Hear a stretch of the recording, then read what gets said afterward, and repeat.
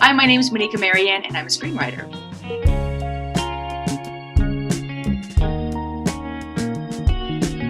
I guess truly it was a bit of a natural progression. I started off in the world of comedy and acting, and I saw that my roles were very limited as a woman, quite frankly, and what was being offered to me as an actor.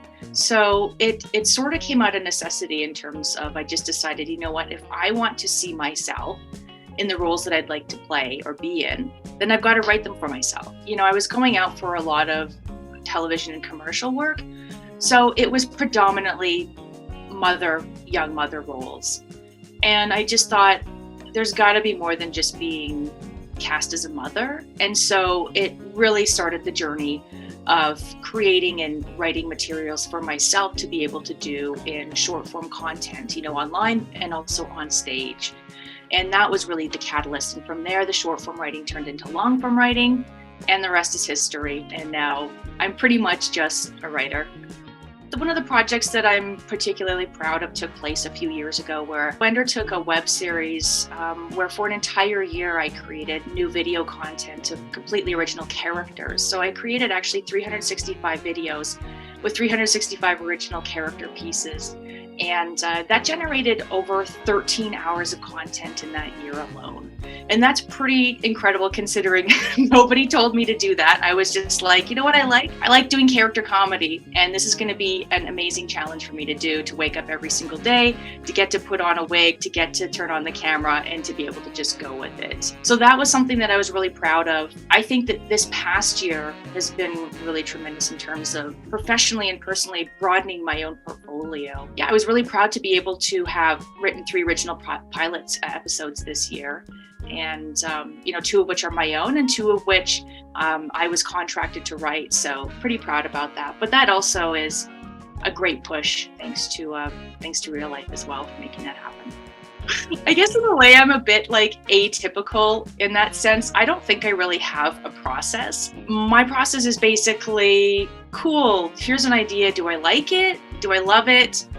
Is there potential here? And then I kind of just stew on it. Some things they really hit instantly and I'm like, yeah, that's a thing. And I guess maybe that's what's been most successful in my portfolio is the things that have just been wow, that is a thing.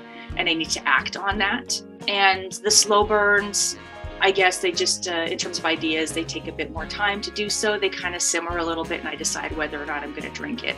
Terrible analogy. I was thinking of a pot of water on the stove and making some weak tea and whether or not I'm going to consume it. But you hope that the world sees it and you get feedback on how to make it better. And then you have the tedious task, which I think a lot of writers feel the same way, of being great, let's make a Bible. And we're no, now the hard work begins. I guess, truthfully, the hardest thing for me when it comes to writing is setting time aside. Regrettably, I'm not there where I'm a full-time writer and I've got buckets of cash just showering me. So I do have a full-time job as well. And I think that's the biggest detriment to me actually sitting down and being great, I'm going to devote this entire week, or I'm going to go away on holiday and do that dream writer's trip. So that's the biggest thing, is just time, just having the energy, either before your day starts or after your workday ends, and being okay, cool, let's do this. Let's start this new thing. My go-to is Saturday Night Live. I grew up on that show. That was every class clown's dream, every person that entered improv or sketch comedy. That was the ultimate goal, was Saturday Night Live. And I know it has definitely gone through ups and downs through the decades that it's been on, but I think it is an institution, and I would still be absolutely thrilled if there was a piece of mine that went across Lorne Michaels' desk. Even if I didn't get the job. And I know, I'm a bit of I used to be an SNL buff, and yeah, I've heard the horror stories, and I know that you can get fired on a whim, and they've definitely had an issue with diversity in the past. But at the end of the day, who grew up with SNL or who was a comedian that wouldn't want to have that opportunity? For myself, in terms of my personal professional goals, yeah, I want to see them come to fruition. I want to get the call from REALLIFE that says, we got it. You got that green light. We're going ahead. I want to be a name that's recognizable, but also synonymous with hard work, with great work. When people see, oh, it was, written by Moniquea Marion or it was created by Moniquea Marion, they're going to be like, this is going to be good, and appeal to mass audiences. I mean, that's the dream, right? This is going to be so terrible. I don't really know if I have favorites, honestly. I like a lot of things, and this is truly not reflective in my writing style at all, but I'm a big cheeseball and dreamer at heart.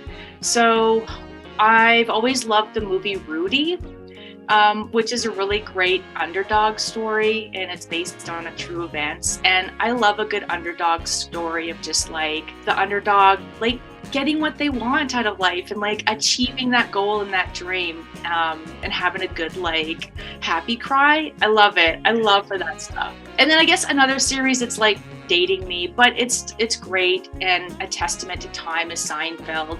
And the reason being, it's a show about nothing, but it truly isn't. You have these characters with these strong points of view that essentially hate everything, really. But the show is able to go for 9 seasons. And if you have characters like that, it just goes to show it's a testament of like, you can just put them in any situation and you've got something there.